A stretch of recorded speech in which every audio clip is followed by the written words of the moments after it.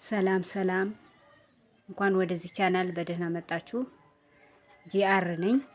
እንግዲህ በዛሬ ቪዲዮ የምናየው የአንደኛ ደረጃ እንግሊዘኛ መምህራን አሁን ላይ የተማሪዎች መማሪያ መጽሐፍ ውስጥ ያሉ ይዘቶች ከተማሪዎች የክፍል ደረጃቸው ጋር የተዛመደ ነው ወይስ ያልተዛመደ ነው የሚለውን እናያለን።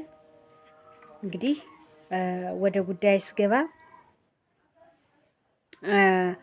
የአንደኛ ደረጃ እንግሊዘኛ መጽሐፍ ስንቶቻችሁ ናችሁ የትምህርት አስተማሪዎች የመጽሐፉ ይዘቶች ኤጁኬሽናል ኮንሰልታንቶች ቀድሞ የሚመጣውን ውጤት ቀድመው እንደሚያውቁ ታውቃላችሁ? እንዲሁም ውሸት ሲደጋገም እውነት ይሆናል እንደሚባለው የአሜሪካ ተወላጅ ሳንሆን አሜሪካ ላይ እያስተማራችሁ ነው ብሎ የማሳመን ያክል ነው የሚጫኑት የትምህርት አማካሪዎች ወይም ኤጁኬሽናል ኮንሰልታንት። እንዲሁስ የአንደኛ ደረጃ እንግሊዘኛ መምህራን እውቀት አንባቢ እንዳልሆኑ እነዚህ ኤጁኬሽናል ኮንሰልታንቶች እየጠቆሙ እንደሆነስ በዚሁ ማስረጃ አለ ልትሉኝ እንዳይሆን፣ መረጃው በእጃችሁ ያለው የተማሪዎች መጽሐፍና የማስተማሪያ አንዱ ዋቢ ነው። ስለዚህ የምታስተምሩበት መጽሐፍ ጀርባ የተደበቀው የትምህርት አማካሪ አስተማሪው በሞራል ማንቋሸሽ፣ ለዚህም መረጃ በውጤቱ መመስረት እንችላለን።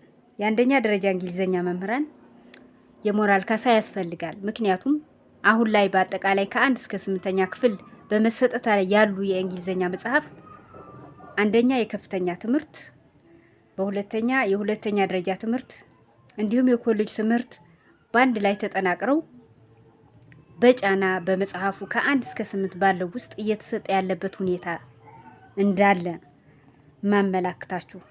በአንደኛ ደረጃ ትምህርት ቤት እንግሊዘኛ ትምህርት እንዲሰጥ እየተደረገ መሆኑ በግኝት እንደተረጋገጠ ስንቶቻችሁ ታውቃላችሁ? ስለዚህ አንደኛ ደረጃ ላይ እንግሊዘኛ በማስተማር ያላችሁ በእጃችሁ ያለውን መጽሐፍ ፈትሹና አሁን ከገለጹት የተለየ አታገኙም።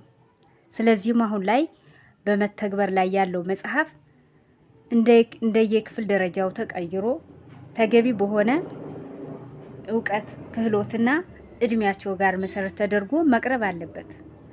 ስለዚህ አጠቃላይ በአንደኛ ደረጃ ትምህርት ቤት ያላችሁ የእንግሊዘኛ መምህራን ምን ነክቷችሁ ነው? የእውነት መጽሐፉን እየፈተሻችሁት ነው ወይስ የተማሪው ውድቀት እየወደቀ መሆኑን አምናችሁ ተቀብላችሁ ነው? ስለዚህ የመጽሐፉ በራሱ ባለ ችግር ነው፣ ችግር ሆኖ የወረደ ስለሆነ እነዚህን ነገር ለመጠቆም ነው። እንግዲህ በቀጣይ በሌላ ቪዲዮ በማስረጃ የስንተኛ ክፍል የት የሚለውን ነገር ለማቅረብ ለዛሬ ከወደዳችሁት ላይክ፣ ኮሜንት፣ ሸር በማድረግ ሰብስክራይብ በማድረግ ተባበሩ። ለዛሬ ያለኝ ይሄንን ነው። አመሰግናለሁ።